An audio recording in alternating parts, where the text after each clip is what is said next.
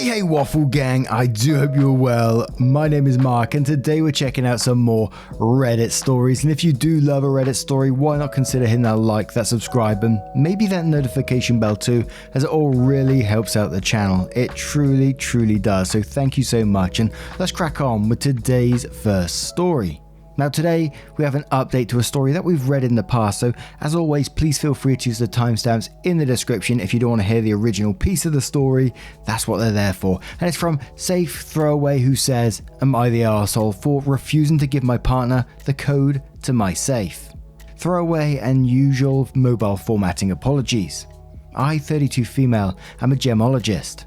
I spend my days in the lab testing and identifying stones.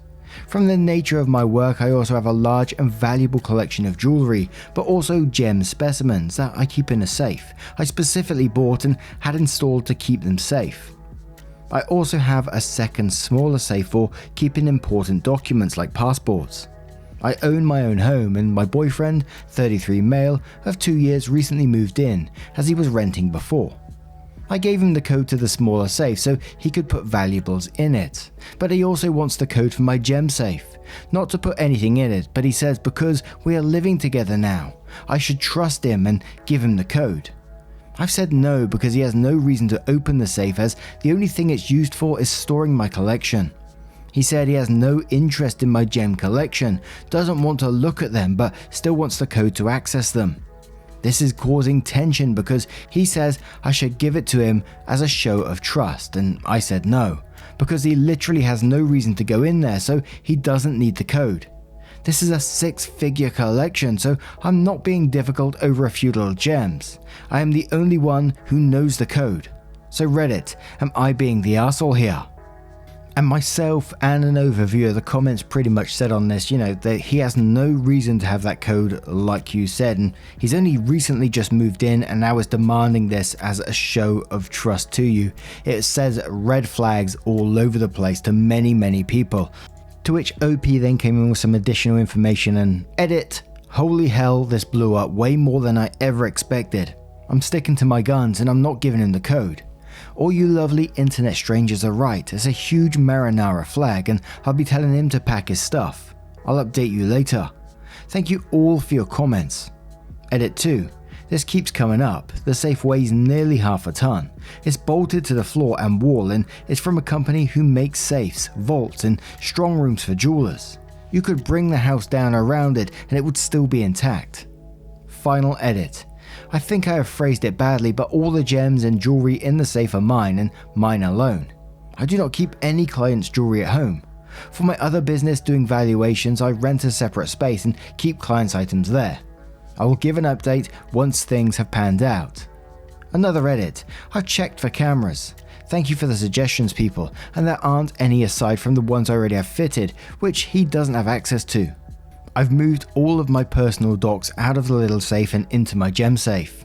I've told my colleague what I'm doing and she's going to come around for when I do it.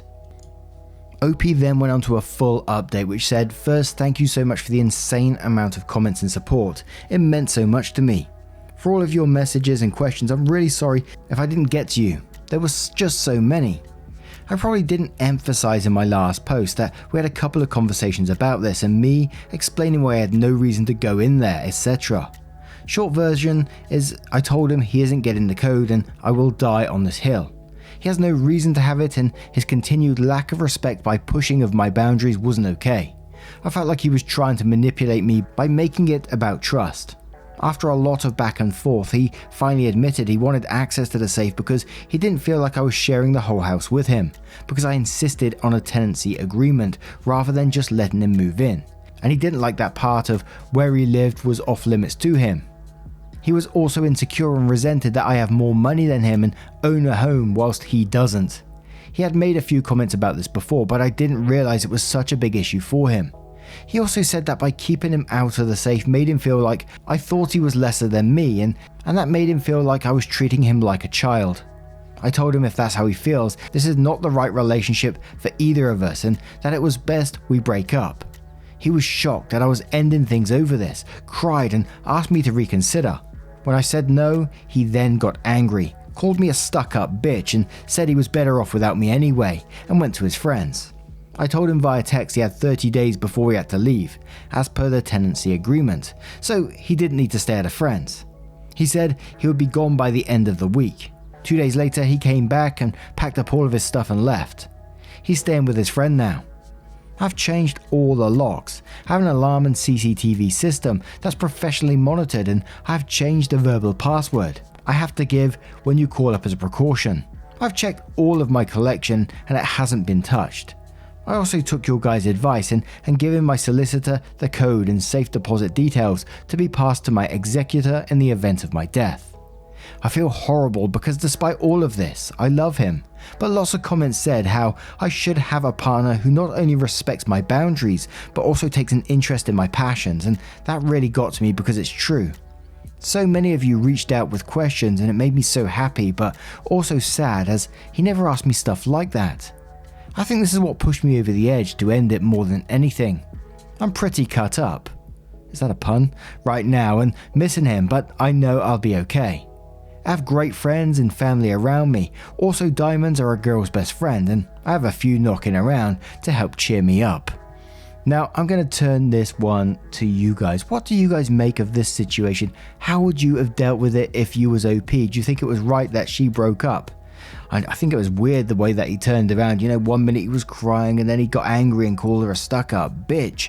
But what are your thoughts on this story? Let me know in the comments below, and let's move on to another one. And our next story comes from Are We the Arseholes 123, who says, "Am I the arsehole for telling the hosts of our D&D game that their baby is an issue? I've been part of a group of adults that get together to play D&D every week for about 3 years now. We've mostly had our games at the home of a married couple that we are all friends with. They go out of their way to rearrange their basement for us to play, and they have a large supply of game paraphernalia and minis that belong to the husband. They also usually supply snacks, although others bring some to share as well. I've always appreciated that they open up their home to use for game nights. Most of us would not have the space that we needed to get together. A little more than a year ago, they had a baby. I have no issues with children in general, I just don't have a lot of experience with them. The wife also started playing in our games. There are 2 different ones, which I was really excited about because she is a good friend of mine. Previously, there had been a long-running game with a heavy storyline that would have been hard to get into, but with the new one starting, she took that chance. Now to the issue. The baby is mobile, loud, and a distraction.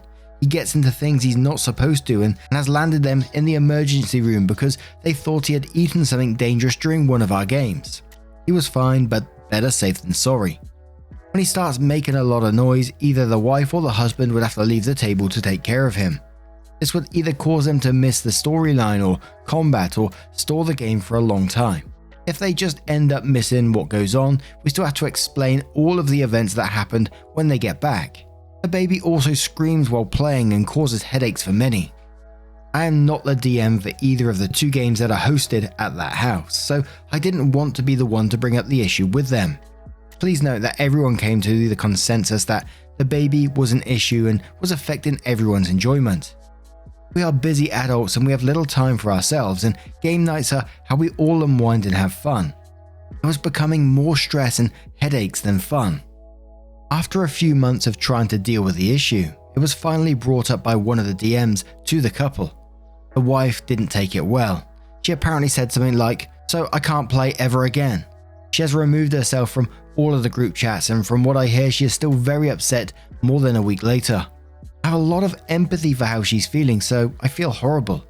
I wanted her to be included and to spend time with her because she is my friend. I would also feel like an arse for suggesting that they pay for a babysitter because I know babies are not cheap and the husband just got let go from his job of over 10 years. Edit.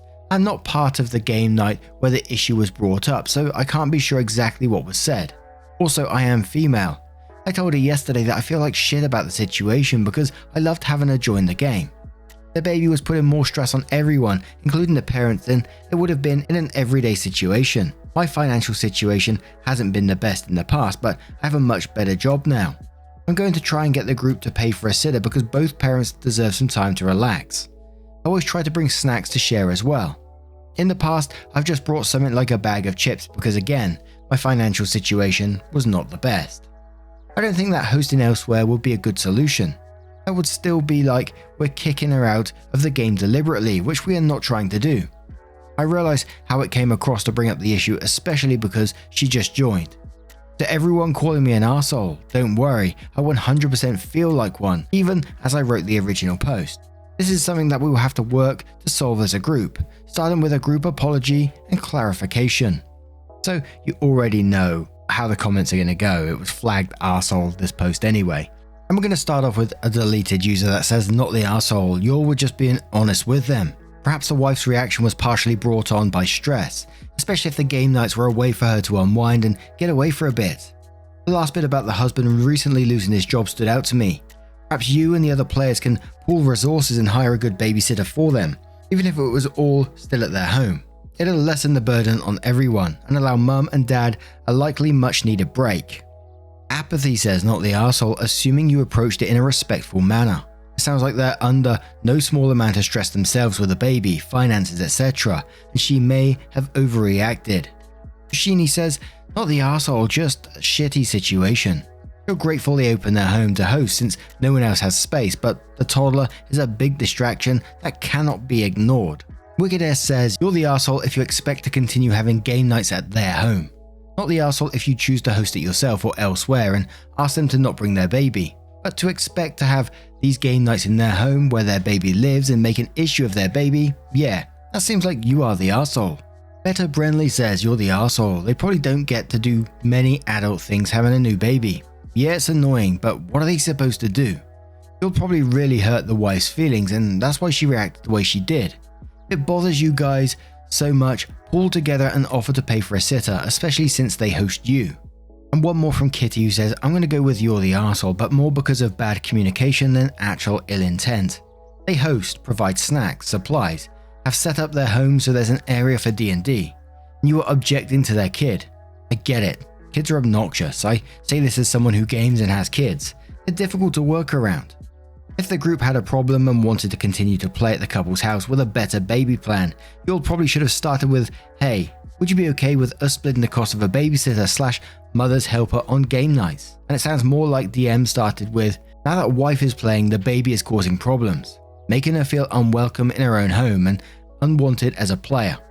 As for salvaging the situation, ask the gaming group if they feel comfortable pitching in 5 to 10 each a session to hire a babysitter, or whatever the amount works out for your group size and area childcare costs. Once you've sorted that, talk to the female half of the couple and see if she's still willing to host you all and if she'd be okay with a babysitter. And I think that comment pretty much said it all for me and how I felt about it. You know, it's more about bad communication than actual ill intent. Maybe approaching her before this all got out of hand was the best way and saying, you know, maybe it's just breaking up the story a bit. Let's find a solution to this rather than going up to what it felt like going up to the wife and saying, like that comment said, since you've joined, baby's now causing issues for us all in the baby's own home. It's just, it would never go well, I don't think. But now, what do you guys make of this situation? How would you handled it if you was in that position? Let me know your thoughts in the comments below, and let's move on to another story. And our next story comes from Private Talk 7990, who says, am I the arsehole for telling my wife that she doesn't need to be with a sick friend at the hospital? So, my wife has a friend from childhood named Anthony. I'm being completely honest here when I say that he and I don't get along. It's not like he is rude or disrespectful, nothing like that, but all I feel towards him is annoyance, so to speak, because of how much my wife sees him. He lives alone and now suffers from a medical condition, cancer, that requires him to go to hospital regularly to receive treatment. I found out that my wife promised to go with him to his every chemo treatment as support. She says it's a commitment she made to be there for him during this rough time, since he has no one else beside him. Okay. I had no issue with that at first, but then this started affecting me. E.g., I can't go see my friends because I have to stay with my son on X day so my wife can go be with Anthony for his treatment, etc. I talked to her about it and she said that Anthony needed company and that she's just being supportive and this is when he needs her the most. I let it go, but last week was just kind of my last straw. Anthony had other chemo session treatment and my wife wanted to go with him and asked me to stay at home with our son. I told her I had a meet up with my mum and sister to eat lunch and that I won't be home. She said she needed to go be with him and I kind of flipped out at her and said that she doesn't need to be with him and could literally go see him at home the next day or something. She threw a fit and called me cruel for forcing her to leave Anthony by himself since she's all he has and that I was making her look bad. She also said my appointment with mum and sister wasn't as important as a chemo session, but I decided to just leave to end the argument. She ended up staying at home but kept ignoring me when I got back, calling me selfish for not letting her be there to support Anthony with what he's going through. Some of her girlfriends think I'm being a controlling jerk with no consideration for Anthony and what he's going through. Am I the arsehole? And we're going to start straight away with Luna3787 who says unpopular opinion, clearly not the arsehole. This is a huge commitment your wife made. It doesn't only affect her, it affects you, your son, your time schedule, and your time as a family. This commitment should have been discussed as a family and a compromise would have been a solution. Maybe she could have joined every second treatment instead of all or something like that. You have, like her, the right to plan your time like you want. You had plans and she as a mother was in charge for her son, who should matter more than Anthony. You stepped up a lot of times to make it possible that she can join the treatments. Now you needed her to step up. That's just fair. I think you haven't done anything wrong, but your wife by don't discussing this with her family. Llama Drama says I really don't understand all the you're the arseholes on here. Everyone seems to be missing that wife has seemingly checked out of being a wife and a mum to cater to her friend. OP says she spends a lot of time caring for this friend, while OP has to stay home and play dad, mum and everything else. Why should OP have to hold down the house alone because wife wants to play nurse? At least she should try to compromise a little and find someone else to take on some of the chemo appointments. It sounds like there were issues before the cancer started, and the extraordinary amount of time the wife spends with friends exasperates whatever was already going on. This get says the people on this sub, I swear. From what I have seen, he seemed like patient enough. His wife is literally deserting her child's responsibility by leaving everything to her husband, and it's fully understandable that at some point he would have enough. If it was a man who were leaving the child all the time to his wife to see a girlfriend in chemo, I swear that everyone would have to say, not the arsehole. People are saying that he can take the child with him. Do you not understand that sometimes you just want to be with a friend and when that happens you rely on your SO? And in this case, he can't. Same, it's a matter of life. His wife is not the one in chemo. The wife is literally leaving her husband and child and people are surprised he is pissed. She is the one putting her friend before her family. Again, some say that he can change the date of the lunch, so now his wife's friends dictate all of their future plans. What if the other can't another day before a long time? What you don't understand is not that he takes care of the child, which is normal, is that he is taking care of the child at 100% when it should be 50 with him and his wife. I hope not that if a divorce happens your wife won't get custody because she didn't care of her own son. A miracle if your son remembers being raised by her, not the arsehole. Jane Wilson says you're the arsehole. She's supporting her friend through cancer treatment. Chemo is scheduled well in advance, so if you can't work around those appointments, that's on you for not being able to work a calendar. In quotes, I told her I had to meet up with my mum and sister to eat lunch and that I won't be home. And says, is your child chained to your furniture? Why can't you take your son with you to lunch? In quotes, I kind of flipped out at her and said she doesn't need to be with him and could literally go see him at home the next day or something. And says, you don't need to go to lunch, you don't need to go meet with your friends, you could go see them the next day. If you can't see that helping a friend who's going through chemo is more important than going to lunch, that's on you. The Brianna Show says you're the arsehole. You just conveniently can only see your friends on that day that Anthony has chemo treatments. Why can't you plan around them if they are pretty regular? It's no different than if it was your wife's family member. Also, why can't your kid come with you to see their grandma and aunt? You are the tiniest bit inconvenienced by all of this. Meanwhile, someone very important to your wife has cancer and you are mad at her for spending time with them. You sound jealous and petty. Will be with you soon says you're the arsehole. Chemotherapy might take several hours, so I understand son can't accompany wife to hospital. But why can't you bring him to the lunch? Yes, yes, and yes, you're the arsehole. The day you get cancer, I hope you remember you thought lunches should take priority over supporting the sick person. I hope your wife remembers it too. goes out for a nice lunch and let you deal with your treatments by yourself. Some guys would be overjoyed that they have a wife that is loyal and caring, but you whine over it. Now, what do you guys make of this situation? Do you agree with the not the arseholes, or do you agree with you're the arseholes, or are you somewhere in between? Let us know your thoughts in the comments below. Now, just a huge thank you from the bottom of my heart for getting involved in today's stories. Your love, support and time always means the absolute world to me, and it changes the way that I run this channel every single day. So thank you so much for what you do, and hopefully I will see you in the next one. Take care, guys. Much love. Wake up, get up, stretch my legs, eat some breakfast, milk and eggs, brush my teeth up, wash my face, throw my clothes on, start my day. Wake up, I can smell the smoke from the bacon.